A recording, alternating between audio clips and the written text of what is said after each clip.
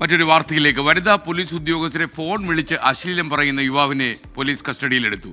തിരുവനന്തപുരം കഴക്കൂട്ടം സ്വദേശി ജോസിനെ എറണാകുളത്ത് നിന്ന് പിടികൂടി. ജോസ് നിരവധി ക്രിമിനൽ കേസുകളിലെ പ്രതിയാണ്. മനീഷ് മഹിവാൽ തിരുവനന്തപുരം വിവരങ്ങളുമായി ചേരുന്നു. മനീഷ്, ഈ ചേട്ടൻ കുറച്ചു കാലമായിട്ട് നടത്തുന്ന കലാപരിപാടിയായിരുന്നു ഇത്?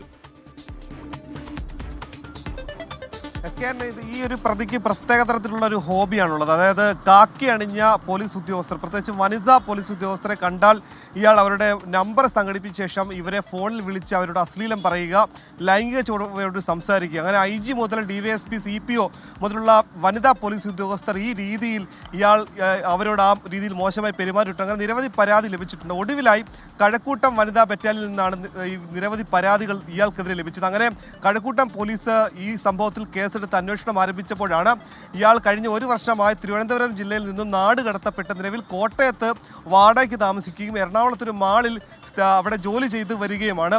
അങ്ങനെ ഇയാളെ മറ്റൊരു വനിതാ പോലീസ് ഉദ്യോഗസ്ഥരെ വിളിച്ചതിൽ നിന്നും ഇയാളുടെ ടവർ ലൊക്കേഷൻ മനസ്സിലാക്കിയാണ് ഇയാളെ എറണാകുളത്ത് നിന്നും കഴക്കൂട്ടം പോലീസ് പിടികൂടുന്നത്. ഇയാൾക്ക് 20ഓളം കേസുകളുണ്ട്. തിരുവനന്തപുരം മുതൽ എറണാകുളം വരെയുള്ള ജില്ലകളിലായിട്ട് ഇയാൾക്ക് ഇഷ്ടംപോലെ നിരവധി മോഷണ കേസുകൾ ഇയാൾ പ്രതിയാണ്, ക്രിമിനൽ കേസുകൾ പ്രതിയാണ്. പലതവണ ഇയാൾ ജയിൽവാസം അനുഭവിച്ചിട്ടുണ്ട്. പോലീസിന്റെ കസ്റ്റഡിയിൽ നിന്നും ഓടിപ്പോയ സംഭവങ്ങളുണ്ട്.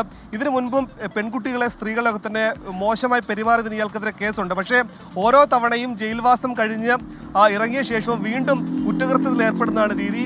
ഇപ്പോൾ പുതിയ ഇയാളുടെ ഹോബിയാണ് ഈ രീതിയിൽ കാക്കി അണിഞ്ഞ അല്ലെങ്കിൽ പോലീസിന്റെ യൂണിഫോം അണിഞ്ഞ വനിതാ ഉദ്യോഗസ്ഥരെ കണ്ടാൽ അവരുടെ നമ്പർ എങ്ങനെയെങ്കിലും ഇന്റർനെറ്റിൽ നിന്നൊക്കെ പരിധി സംഘടിപ്പിച്ച ശേഷം അവരെ ഫോണിൽ വിളിച്ച് ഈ രീതിയിൽ അശ്ലീല ചുവയോടുകൂടി സംസാരിക്കുന്നത്. എന്താണെങ്കിലും നാളെ ഈ പ്രതിയെ വഞ്ചിയൂർ കോടതിയിൽ ഹാജരാക്കും. Okay, thank you Manish Mahiwal. എന്തായാലും അകത്തായല്ലോ, ഭാഗ്യം.